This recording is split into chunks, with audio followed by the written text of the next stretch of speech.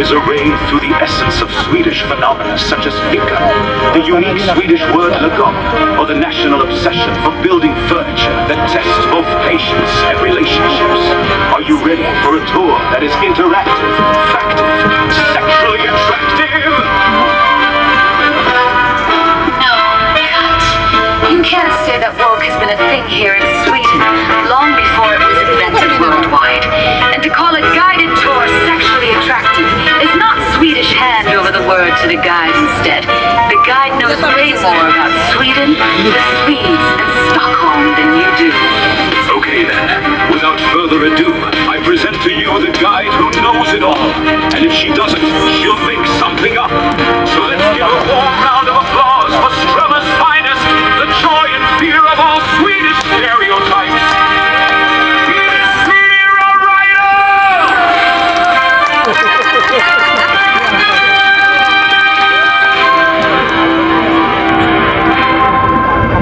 Wow, okay, that intro sure is hard to live up to.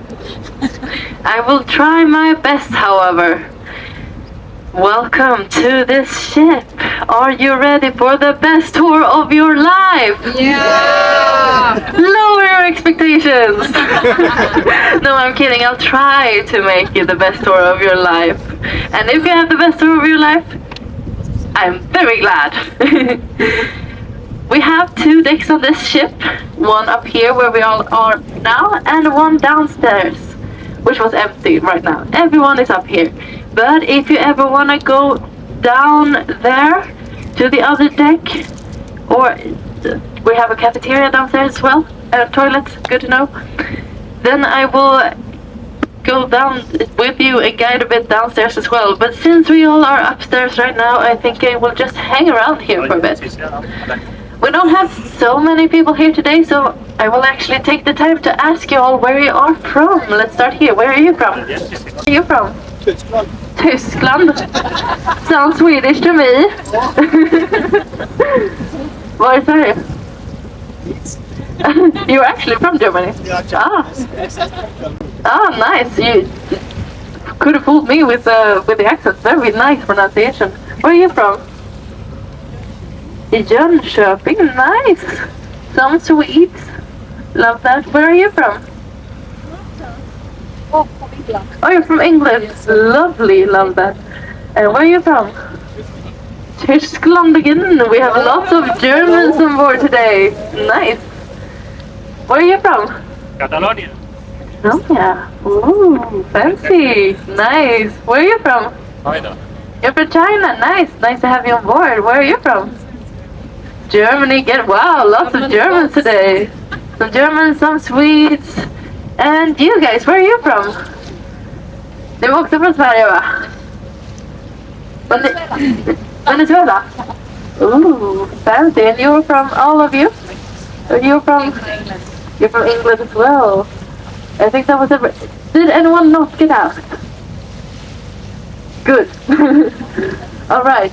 If you ever have any questions about anything whatsoever except math, then I will be glad to answer them. Just feel free to interrupt me and ask your questions.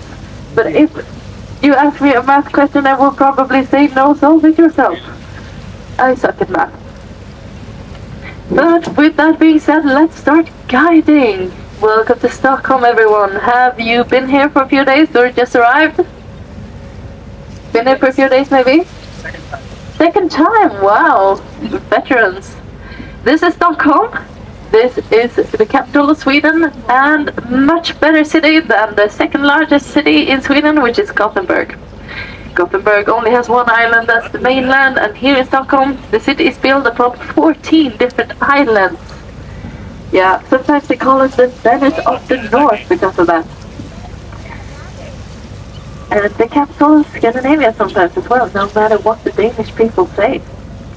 Here on the right-hand side of the ship you see one of these islands. This is Skeppsholmen, or in English the Ship Island. It's called the Ship Island because it has a lot of ships. Yeah, the creativity is really working here. Wow. Well, here in Stockholm, because we are so close to the water, around 13% of the population in Stockholm have their own boat or are within a family who owns a boat. That's around 220,000 people. I myself, I don't have a boat. We used to, but we don't do anymore, me and my family. But I have friends who do, and they fuss about their boat all year round about this dangerous thing called the winter. Yeah, in the autumn they have to make sure that their boat will survive the winter. In the winter they need to make sure that the boat is surviving winter. And in the spring they want to make sure that the boat has in fact survived the winter. Then they take it into the water and use it maybe once or twice. And then they keep fussing about the winter. But when they go out, they need people to brag to about the beautiful boat that's surviving winter. And then they bring me. So the best kind of boat you can have, according to me, is the boat of your friends. Winter-free boat trips. Now, if you look to the right-hand side, you see an island with a fort on it. This is Stockholm, the fort island. Wow! And the Swedish flag there, that is probably the most important flag in the whole of Sweden. It's our peace flag. It symbolizes that we are at peace. And Sweden has been at peace for 216 years. Still going strong. And that flag is still symbolizing that we are also, in fact, still Sweden. And we wouldn't like any other flag flying up there, especially not the Norwegian flag. Yeah. The Norwegians are the country that we joke about here in Sweden, even though they are our cute little neighbors. And we wouldn't want the Norwegians to get the last joke. But there was one morning in 1996 where we woke up. This was the 17th of May, which is Norway's National Day. And what did we see? The Norwegian flag flying over there. What? Had we been invaded by Norway overnight? No one had told us. Like, what we could do? Go around on the street and say, akkurat, kjempeflott. Do that. So we called the royal family, we called the politicians, we called IKEA's headquarters and the meatball factories. No one knew what was going on. And then the truth came out. The big dramatic truth. The two drunk Norwegian exchange students had broken in during the night and exchanged the Swedish flag for the Norwegian one as a prank. And this prank resulted in a national heart attack. No, I'm kidding. But we still don't want them to get the last joke. No, I want to get the last joke. Anyone here know how to save a Norwegian from drowning? Good. You really like that one. And if you want to steal this joke and take it home to your neighboring countries and exchange the word Norwegians for some other nationality, please feel free to do so. And it's okay to joke about Norway this way. They joke about us the same way. They only exchange the word Norwegians for Swedes, and our jokes are also better.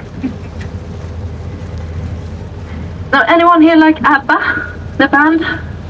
The pickled herring? No, more the band? Oh, you are? Well, nice. If you look at that brick building over there, which is kind of covered by trees right now, that's actually ABBA's old recording studio. Lots of beautiful hits being produced there, not anymore, but it was. So why are we here? Very existential question, I think I will skip it. But why are we here in Stockholm? Of course you all have your different reasons, maybe ABBA, and maybe something else, maybe you like old buildings or you like pickled herring. I don't like pickled herring. But here, why Stockholm is here is because this way that we're going now was very important back in the 12th century when fishermen came this way. And these waters, they have very strong currents. So they've needed help from people ashore. And when lots of people gather like that, it attracts a very certain type of animal. The businessman. And when you get a lot of businessmen, you create a city, which is what happened here in Old Town in 1252, 722 years before ABBA's international breakthrough, if that question would ever appear in a pub quiz or something. This is Old Town. It's called Old Town because it's old. Again, we're not so very creative when we name things here in Sweden. So, Old Town back in 1252, the average lifespan was 35 years old, which means most of you would be dead. Yeah. Not all of you, we see some kids there and a stroller. And I would still have her 10 years ago, but most of you would be gone by now. And maybe even fewer of us would be here because 35% of all children died before they turned 5. And I don't think a lot of us survived that statistic as well, right? And back then they also had the pigs living inside their homes to protect both themselves and the pig from the cold and from being stolen. Now let's talk about Disney movies. Have you seen a Disney movie ever? Movie Frozen. Here on the left hand side we have the castle that inspired the movie Frozen. Yeah, lovely big beautiful castle. Not. This is the official royal palace of Sweden, but it looks super ugly. And it's okay to say it's ugly because it is. It looks like something a 5-year-old put together with a couple of shoe boxes with some decoration. Very intimidating, very bland, and it's always been ugly. This style is called Baroque classicism, very different from the romanticism that inspired Disney movies. But it was built in the end of the 17th century to impress kings and queens. But it took 60 years to build it, so when they finished, it was already unmodern and ugly. No one has ever enjoyed the sight of it. You don't have to worry, this is not the official residence of the royal family. They live in a much prettier castle, around 30 minutes from the center of Stockholm. It's called the Drottningholm, lovelier place. And if you look to the right hand side now as we're turning, you see the National Museum. And back in the year 2000, 22nd of December, this was a set of what could have been and might become an action movie. Because 5 minutes before the museum was about to close, it's an art gallery, 5 minutes before it was about to close, 3 armed robbers came inside. One of them stayed downstairs holding hostages. The other 2 went upstairs and they grabbed 3 paintings no bigger than postcards and put them in a paper bag and ran away. This paper bag is the most expensive paper bag in all of Sweden's history. Yeah, together with the paintings, it was worth 45 million euros. Crazy. This robbery only took about 3 minutes. So you get 3 is the magic number. 3 minutes, 3 robbers, 3 paintings. And it took 5 years for the paintings to reappear. And then they reappeared magically back at the museum. 8 people went to jail for helping the robbers. But no one actually caught me. No one actually caught the actual robbers. Not the actual, nothing else. Didn't hear anything else. Okay? Yeah. Well, we got a little break here. We can see the Parliament building. It's disappearing behind the palace. That's the Parliament building where the leaders of our country meet. Because the king is not the leader of our country. We have a constitutional monarchy, which means he just exists like a true icon. And he is a big icon. Just a few weeks ago, he celebrated being married to his wife Sylvia for, I think it's 50 years, their gold wedding anniversary, big celebration. His name is called Gustav XVI. He is the longest reigning monarch, the longest in all of Europe right now, actually. And for the first time ever in Sweden's history, when he retires from being king, if that's what you abdicate or die, that will be the first time ever in Sweden's history that we will have 2 consecutive queens. Because the oldest child of our king right now is female. And they changed the law for her. Back before she was born, and when she was born as well, women couldn't inherit the throne. Our king, he didn't like this, like most of us.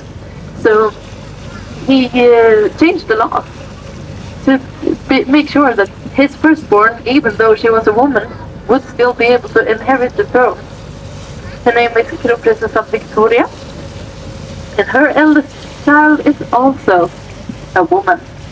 So when Victoria abdicates or dies, then her daughter Estelle will take the throne instead. So that's the first time that would ever happen in Sweden's history. Quite cool. Now speaking of royals, if you look to, is that the right hand side of our, that's the left hand side of our ship, is it? I know up and down, but left and right quite hard. That is an old royal ship, now owned by the municipality of Stockholm. Of Chapman is her name, and she was built in 1888.